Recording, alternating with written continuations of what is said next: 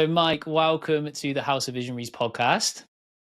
Thank you for very much having me. I'm really excited to do this for sure. It's been a long time coming. Yeah, no, it's awesome to have you on, and we both worn hats for the occasion, signature hats. Gotta have a signature hat, or a few at least, you know? Love it. So, um, we've obviously just announced you as one of the Board of Visionaries for Boston, which is awesome. I'm really excited about. And for those that don't know you, which won't be many people in Boston, I don't think, with 41,000 followers on LinkedIn, and you've built a reputation for yourself as being, I would say, like one of the top voices around talent, but also now AI. I wondered if, as part of that intro, you could maybe give people an understanding of what you think being visionary is. So, as being part of the Board of Visionaries, like, what does being visionary mean to you as a leader? It's a great question. It's a great question. I think being a visionary is very much about tinkering and trying and putting yourself out there and being brave and having thick skin.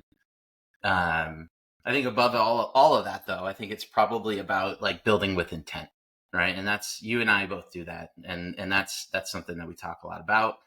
And you can't be a poser when you're doing that. Like, you can't be an influencer. You have to really be the thing. You've got to really be going through it.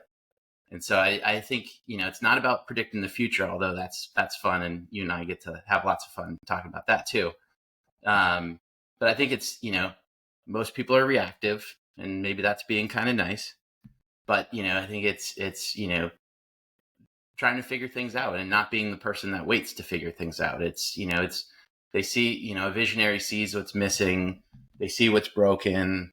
I think they figure out that, like, they want to go first, or they want to be the one that's going to like try to go figure it out because no one else has. And so for me, that's like always been about like pushing talent forward, pushing the strategy forward, taking what's good, fixing what's not, making it better, never being satisfied with the old adage of like how it's always been done. And, at the end of the day, like, the shift never stops. So, the game keeps evolving, and you can either wait and be told, or you can start building what's next. And so that's how I've been thinking a lot about it. Yeah, I know we spoke quite a bit inside the House of Visionaries about, like, do you want to follow the best practice, or you want to become the best practice? And I think that's like what you've summarized there, and your methodology or your thought process around it is like, I want to be the best practice. I want to get out there, and I'm curious, and I want to go and find out how this stuff works, and I want to lead the way on it, which I think is, like you said, you do need to be a bit brave and go and try some stuff and see what works and what doesn't work. I mean, you're gonna fall down a few times over life anyways, so you might as well get yourself out there and give it a shot. Yeah, and it's a lot more fun, right? For sure. Okay, so if we rewind a little bit, like, where did your career start, and who was like the biggest influence on you coming up, I suppose? So let's see, career started, or I guess I'll jump back a step because I think it influenced the career. Is that I started out actually right after college as a substitute teacher. Had No no way. clue. Had no clue what I wanted to be. And we had family friends that were that owned a recruiting firm, biotech recruiting firm, and my dad suggested I go talk to them, and I did, and it sounded like an interesting thing, and I had no clue, about. And so I started to apply for jobs as a recruiter at different firms, and so my first role was a tech recruiter at a kind of like a re-emerging tech recruiting firm after like the bubble had burst in 2000. And so classic sink or swim environment, like absolutely like morbid tech stack. It was like I'm talking like we had like the corded phone, we had paper and pencil, a list, a lot of hustle. I'm talking like literally at the end of the day, somebody's responsibility was to go in the closet and change the tape on the server.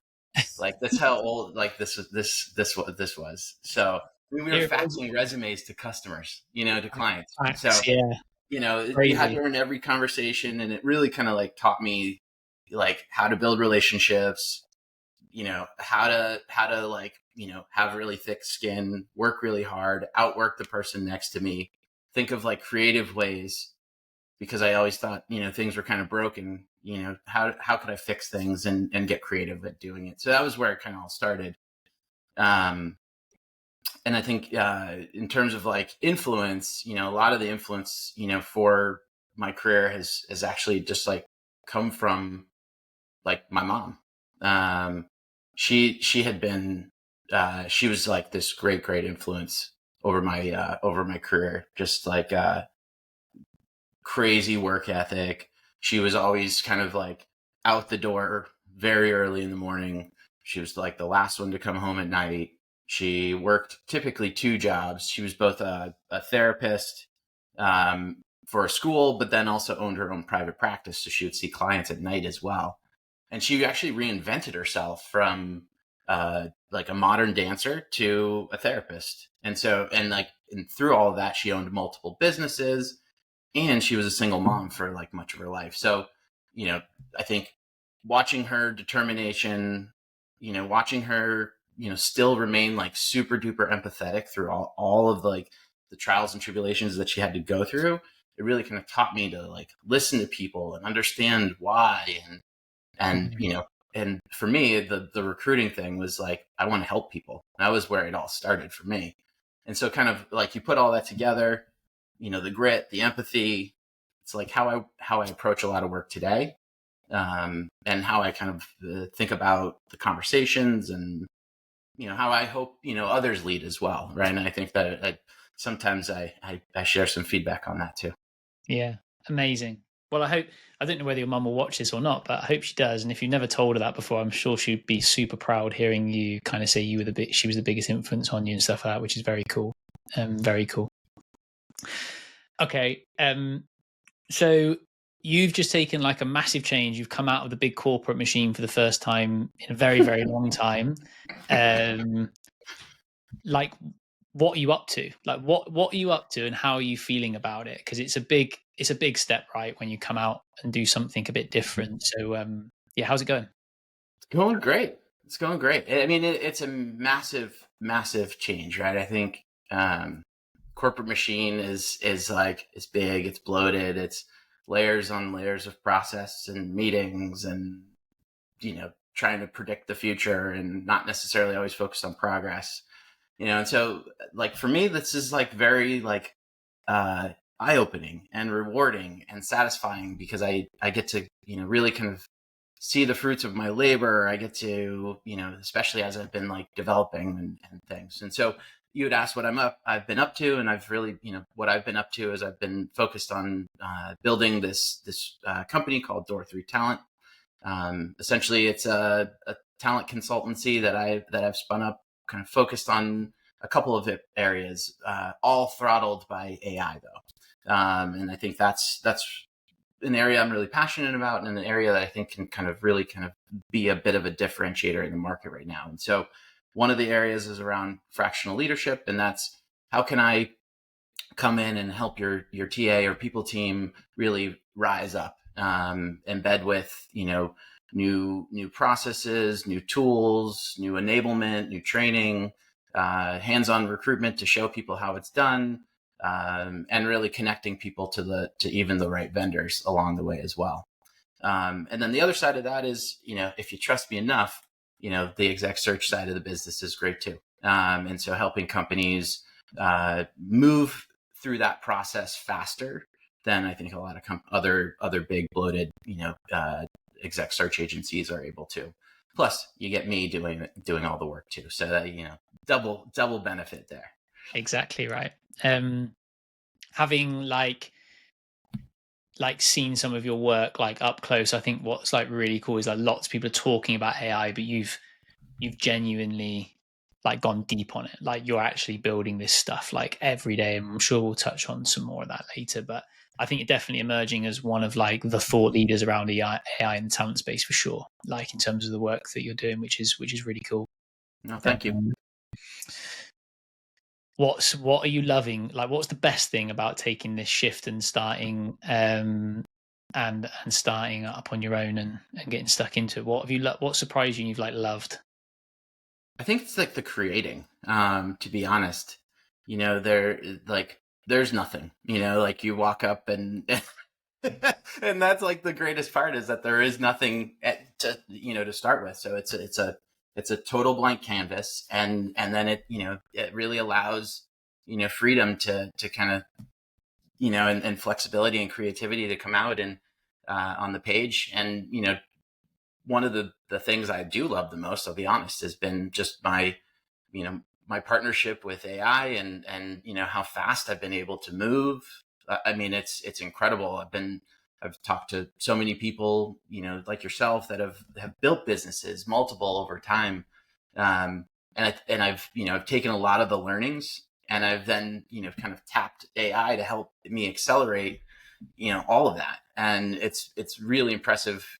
And I impressed myself, even just, being able to like spin it all up and get it all done in such a short period of time. And so that's been also something that's been, at least right now, I love the build, right? Yeah.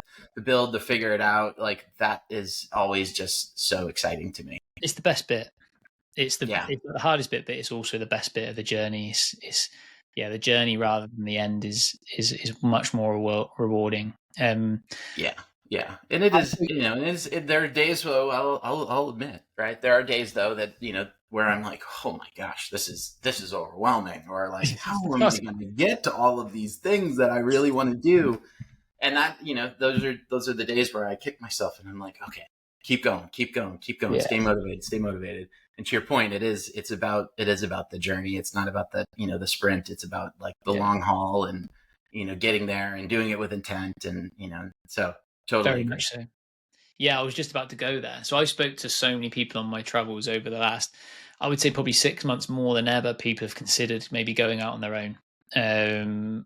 For those people that are maybe listening, or people that what's been the most challenging part? What's the bit where you say, God, if you are going to do it, watch out, because this is way harder than you think it's going to be. Like, what would There's that a lot. But I think, if I had to put a cap on it, and you and I talked about this recently, you get a lot of comments from different people. You get a lot of feedback, and the feedback's a gift, and it's really, really helpful. And it makes you think, right? And it makes you think, should I pivot? Should I change? Should I not? And I think the thing that's been hardest is, in the morning, I'm one thing, and then by the afternoon, I'm sometimes another thing. And that's hard to remember what you said. Sometimes it's hard to remember how you pitched it the best way. Sometimes you pitch it one way and you're like, oh God, I love that. And then the second time you pitch it, you're like, oh, I suck, and it's just so true. So, I mean, there's just been so many learnings. It's been eye-opening. I had no clue even about business setup and insurance and all of the things that I needed to go do.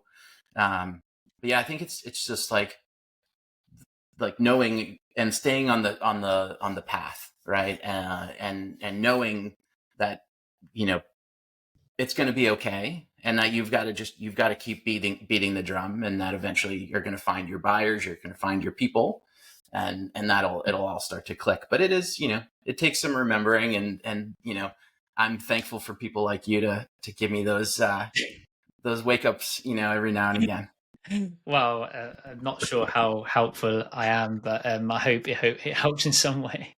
That's great. Well, like, that there's a lot of people that, in Boston, we operate in very similar circles, and everyone's like totally rooting for you. So I have no doubt that I'm sure you'll find that space and make a real success of it.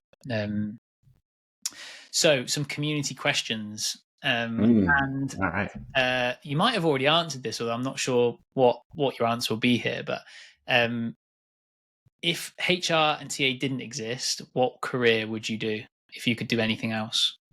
Oh, I probably would be in marketing. That was so. Coming out of college, I had a psych degree with a marketing concentration. I was really fascinated by why people buy, or how they buy, or how they get lured in. Actually, is kind of more the fascination. So I probably would have been in marketing. Very cool. Not a substitute teacher then? Probably not. Not a teacher. You don't get a lot of respect as a substitute teacher. I'm sorry. It just doesn't come with the territory. Love it. I could see you in marketing, by the way. I could see you doing that. I think I can see you doing that, especially with that hat on. You look really cool. You fit right in with the cool kids in marketing. Perfect. Yeah. Just wear the hat backwards and you You're, are in. It's you're your in. ticket. You're That's in. right. Okay, one more community question. So, what's the one area of HR and TA that you think is totally overhyped, or the one trend that you think is totally overhyped? I think, and it's a great question, by the way. And there's a million things that I think are overhyped, but I think the biggest for me is that the myth that HR owns the people outcomes at a company. I think that, if I had to like put a cap on it all, I think that expectation is fully broken. HR doesn't own, or people team, or whatever you want to call us, the talent teams, nobody owns hiring or onboarding, development, except for the managers. Like those are the people that own it, and they always have. And I think HR's role has been to build a system or the tools or create the right experiences that help facilitate these the managers to be able to do these things. But somewhere along the way, I don't know how it happened, we let the managers off the hook and turned people teams into the police, or the desk for people problems, or whatever you want to call it. And now HR is expected to own these metrics, like take attrition. There's a million of these, but I'll just use one. Attrition is like gets tagged on to people teams all the time, right? It's they're getting measured on it, like the retention of an employee that doesn't even report to them, that has zero relationship with them for the most part. And they're being gold on whether the people stay, when it's really the manager's job. And so I think that is like, it's so bogus. And so that would be like the one thing I probably would toss that out pretty darn fast. Love it. So this leads on nicely, actually, to the next question, and you've probably already answered this one. So if you could redesign, well, actually, we'll lean into TA a bit more rather than people function, HR function. We'll lean on TA a little bit more. So if you could redesign the TA function from scratch, what's the first thing that you're kicking out, and what's the first thing you're protecting at all costs? All right. So we talked about what I'm throwing out. What I'm keeping, or I think what I would want to keep and protect, is a concept that I think is getting more popular and is newer and newer. It's building the people function or the TA function like a product team, right? It's designing systems, gathering feedback, continuous development or evolution with where the business is. And I think like that's something that I think is really, really important to the future, especially if we're going to add AI into the mix. And I guess, the other thing I would throw out, just thinking more about throwing out, I'd probably throw out like HR entirely. And I think that's you probably get that comment, it's like, you don't need like that term is so stale. It's so old. Like I think of like compliance. I think of like a service desk, or, the old, some of those really like old terms. I was trying to come up with like, what would I call it? Like if I, did want to change it though. And it's like, I don't even know what I would start to call it. Maybe it's like, the productivity team, or like, I don't know, like just something that's not human resources would be nice. Yeah. I've heard that. We've heard that from many a frustrated people HR leader. I think that one. So on the like pivoting to maybe AI a little bit and talking about that, like I know it's a buzzword for everybody at the minute. Everybody's super focused on it.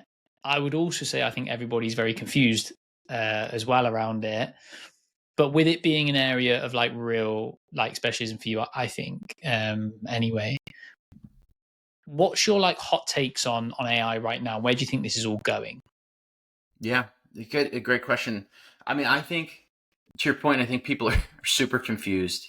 Um, and I think that confusion is kind of causing slower adoption, unfortunately, than I think a lot of these AI companies really want. But I think it'll turn, and as people start to see value, as people start to gain more trust, it'll start to change. But I think that's that. So the hot takes that I'm seeing right now is that people are really confused about their whether or not, one, they're using AI in general. I hear a lot of people, when you actually push them and ask them questions about how they use it or what they use, they might talk about ChatGPT, and they might talk about using it for a job description, but you push them to like talk about where did they include it in their actual workflow, and that's where people tend to fall down. So I think people are still kind of tinkering, and so that's one side of it. And I think the other side is that I think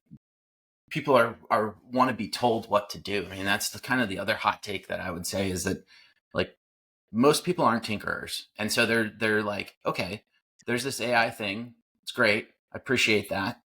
Well, just tell me how to use it. Tell me where to use it, when to use it, how to use it. And so I hear a lot of people really interested in leveling their teams up, training their teams, enabling their teams. I mean, the confusion also around like just dropping a tool onto a team and saying go is crazy to me. Like people are kind of forgetting that there's a strategy behind the scenes, and that these tools are meant to actually create ROI and solve a true problem versus just like solve some little acute thing, right? Mm. And so I think people are jumping the gun a bit, and that's, I'm trying to beat the drum a little bit about that, just in a lot of the social content that I put out about building with intent, especially with AI. Like you can build anything with AI, but if you don't build with intent, you're just spinning your wheels, right? And I've done that too. um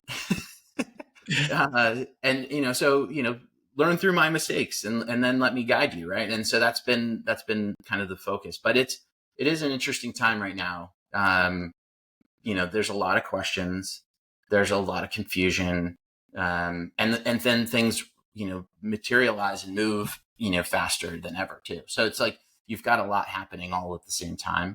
And but at the end of the day, it's no different, or it is different, but we've been through a lot of these things over time, right? Like there was the digital transformation, there was COVID, there was all these things that are kind of like the journeys that we've all been on, and we'll find the way here too. Yeah. um but it is an interesting time, and AI is a complex beast. Where But do it you think doesn't have to be.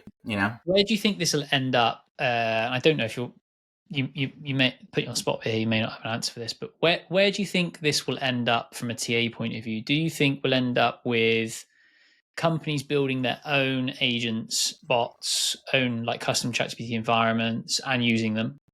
Do you think we'll see the adoption of lots of like plugins, lots of just third-party plugins? You go and buy it off the shelf, and yes, you've got to build it and optimize it, but we'll have loads of those plugging in. Or do you think the ATS will become the all-seeing eye, and the ATS will develop into this like huge AI platform that basically just encompasses everything you need to do in there? Like, which one of those three worlds do you think has the more chance of being the real world that we end up seeing? So I'll tell you the one that I would want to happen, but I don't think will. And I think it's the ATS becomes the all-seeing eye. I mean, it would be so amazing as a recruiter, and all the recruiters listening to this can attest that if you could just live in one system all day and do it all there, it'd be pretty darn amazing. Haven't found it yet, but maybe one day. What do you think's stopping that, Mike? Why don't you think that will eventually be the outcome? Um, I think it's because I don't actually know. I'm not sure what's actually stopping that. I think because I think people want to have the ability to customize, and that's where I was going with this next. Is that I think people really are going to start to see the value in customization and building it themselves, and being proud of what they've built, as well. There's, the IKEA effect that comes into play, being proud of the things that you've built, even if they might be shit. Right. And that's okay. And that's going to be a good thing. And I think that's what the journey that all these teams are going to need to go on in order to trust what they're building works and is repeatable and provides, the right insights and analytics. And yields the right decisions, right? So I think at the end of the day, people are going to start to build, and that's where I think the build scenario is probably the one. That's the one I'm going to bank on, and that's where I think teaching people to fish and building in the open is it's part of the reason I'm doing it is because of that specifically. I think it's it's the opportunity to teach people how do you move the industry forward faster than ever? Everybody just, teaches and shares, and they all, it's like they open source, right? It's like all the concepts of open source software kind of come out here. So yeah, that's where I think it's going to go. Yeah. And we spoke very briefly about this when I was speaking to a lot of people about the job title of a talent engineer. So do you think that we'll end up in a space where people build themselves and they have their own talent engineer in the business, and that person is building custom for the business, maintaining it for the business? You think it will be more of that model than a one system that you buy in that does it all for you? Yeah, I think so. And I've talked to a number of companies already that have built centralized, like, agentic development teams that are then kind of swooping in department by department to help them execute their custom projects. I think it's a really cool strategy that we're starting to see, a new trend. That is cool. So, like, thinking about timeframes, which is always difficult and stupid when it comes to AI, but let's have a go at being stupid and making some predictions. Let's see what we can do. What time frame do you think it is before we fundamentally see a TA function change? Because at the moment, they're pretty much TA functions are, I think, still look exactly the same almost as what they did 1, 2, 3 years ago. Yes, people are using ChatGPT to do some minor things like build a job description, etc., etc. But that isn't going to revolutionize or completely change the operating model for TA. So how long do you think the window is before a TA function fundamentally looks very different to what it does today through the adoption of AI? It's hard to put a timetable. I'm going to say like 12-ish months, I would say. And I think the reason for that is the tools that are going to be needed to get those answers are the, kind of, for some reason they're lagging right now. It's the tools that are kind of geared toward the leaders.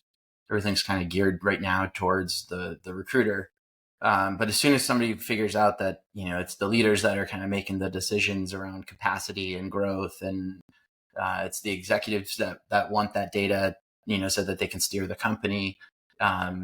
And they want it in real time, and they want it, predictive analytics around it. And they want to see, the scenarios, being easily planned, and having confidence and trust in that data, becomes like the game changer. And so I think those that realize that sooner rather than later are going to be way ahead.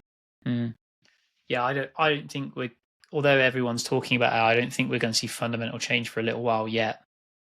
I think it is at least another year of people playing around with stuff before it ends up, you walk into a TA function, you go, cool, this is different. Like, this operating model is different. This is not like a TA function that I've seen before. I think we're a little way off that. But I think a lot of the technology probably exists to get it there sooner. But I just think the adoption curve on this for talent specifically, I think, is going to be longer than what some people think it might be. But I also think there's exceptional use cases for it in talent. I think the talent function, there are huge portions of TA that I think could be AI ready today. I would tend to agree with you there. Even just in my own tinkering, right? There have been some blunders in some of the third parties tools that I've chosen to to try out. And I think people are going to have to go through that, and there's going to be validation periods and all sorts of things.